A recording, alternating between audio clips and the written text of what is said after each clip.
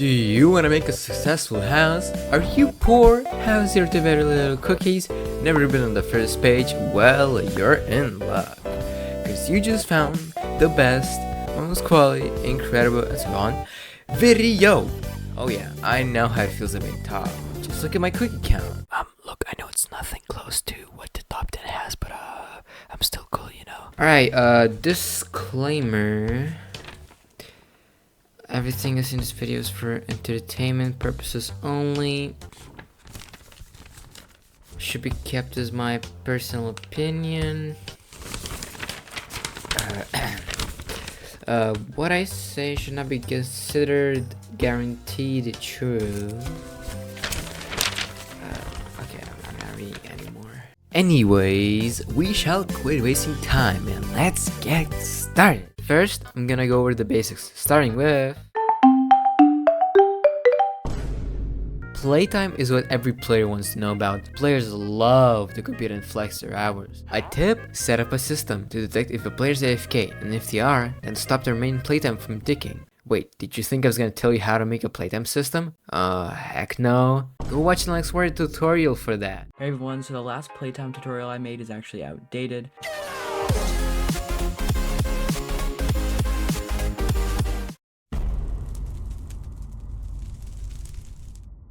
Why wouldn't you want your progress to be saved? Here's a quick tutorial. Go to house settings, player data, and click on player state duration. Set this to 256 days if you have housing plus, but if you don't, then do 14 days. Set this number, type it in. There we go. Go to player stat durations, click on here, bottom, set default duration. And also set this to 365 days if you have housing plus. If you don't, do 14 days. So yeah, you type this in, click on the paper, then go back, and that's it. As easy as that. So I guess you didn't need an explorer tutorial for that, did you now? You wouldn't hit a naked guy, would you? Actually, no, he probably would. No.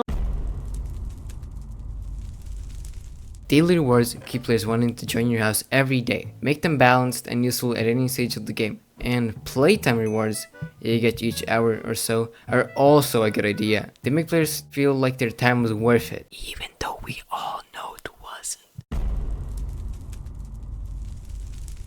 Now, when I say events, I don't mean houses are only for hosting events. What I really mean is simple, automated ones. Like in my house, Space Simulator 1. There are random events every few minutes, and the first one to complete the event challenge wins a prize. This keeps players entertained and encourages competition. Alright, so because I don't want to make this video too long, I'm gonna have to just quickly list the rest of the basic things you need. Welcome messages, player IDs, leaderboards, tags, a Parkours section, a player stat checker, an egg hunt, a night vision option, a rotating action bar text, a cookie goal for cookies, and finally, please, no chat slow! Now that we got the basics down, let's get specific about what needs to be in different types of houses. Simulators, there are two types, fully AFK grindy ones and actual quality simulators. The fully AFK ones, those are for the players who want to zone out and click mindlessly. To make this successful, ensure the AFK part is satisfying. Make the start easy so when it gets harder, players have already invested time. Random drops can make it satisfying too. Most RNG based sims get super popular. Now, the quality simulators are different. Yes, they might still have grindy elements, but these houses should feel unique. Make sure your sim has fun animation, sounds, and features that stand out. Add multipliers and rebirths to keep players replaying, as well as a good tutorial and guide. Just don't make it too complicated. Speaking from experience. Let's be clear here, real RPGs are not just sims with different skills or fighting mechanics. RPG stands for role-playing game, meaning characters, story, and choices that matter. If your RPG is just go gather 100 of this, you're making a quest sim, not an RPG. If I were creating an RPG, I would start with a story. Let's say your player is a boy named Billy, who lives in a small village where his family is struggling, his mom is sick, and his dad can't find a job. So Billy and his friends make a plan to steal from the city market. But due to housing limits, you'll have to make excuses on why the friends can't cannot follow him. And now that's your story. Maybe the heist goes wrong, maybe Billy gets caught, or maybe he discovers something mysterious in the market that changes everything. For gameplay, you could have Billy sneaking through the city, making deals with shady NPCs or facing the consequences of his choices. The key is to build on that story and give players meaningful choices. That's how you make a true RPG. There are two main types, hallway parkours, which you see everywhere, and more open ones with different paths. For hallway parkours, use a theme that's never been done before. Make sure to add limited skips like jump boost items, and throw in that fancy font everyone loves. For open parkours, put in the effort. Spend extra time picking out emojis for your menu icons. Add quests, challenges, and different paths. Take inspiration from creators like Jackow's Parkour World.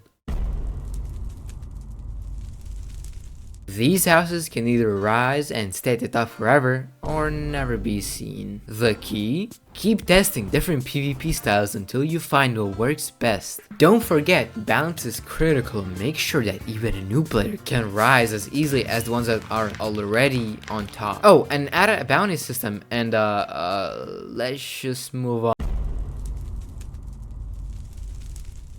Minigame houses are the most underrated and can also be the hardest to make, depending on what minigame you're going for. Now, I think this is a good but late point in the video where I seriously gotta ask. Are you here because you wanna get cookies and guests? Or are you here because you wanna make a good quality house? Cause if success is all you care about, just slap on a battle pass and call it a day. But if you don't care about that first page stuff, you should go for something that yourself would enjoy. Here's what you do. Add multiple maps, modes, and challenges. Have unlockables that players can earn from accomplishments. Yes, minigames should be fun on their own, but giving players goals and rewards keeps them coming back. It's all about making the house enjoyable and worth their time. If you do well enough, maybe you'll even inspire someone. Freebuilds, there's not much to say about them. I don't even know why I put this in the video. I'd like to say it's the most likely type of house to require you to have housing plus in order for it to be successful, because then you'll have the biggest plot size. And so other than that, go! Make sure you watch that one LX40 tutorial about Freebuilds. Yep, my job is done here. RP houses. Sorry to be the one to say this, but they're not gonna be successful unless you add that J letter to it. By puzzle houses, I mean houses like escape and or find a thing. And honestly, I really like these types of houses. They're like the only ones that need you to use your brain. To make yours stand out, create a captivating start menu and an easy to follow tutorial. Make sure to have someone test it out before release to ensure it's not confusing. Finally, survival houses. Unlike puzzle houses, I don't like that much, because most of them are either bad knockoff SMPs or straight up a messy anarchy. I would respect you if you made a survival house that didn't have build berms and instead was like a minigame where you try to survive with limited resources. But if you want to make a survival house like the common ones nowadays to be successful, all I gotta say is, don't forget to give players the cookie item! Well, that's the video. Hope I'm not forgetting anything. No other types of houses, no other useful information. Yep, it's all here. Okay, but seriously though, if you actually watched through all of that, congrats man, or woman, thank you. I put a lot of effort into the making of this and I thought it was a fun video idea, so here I am.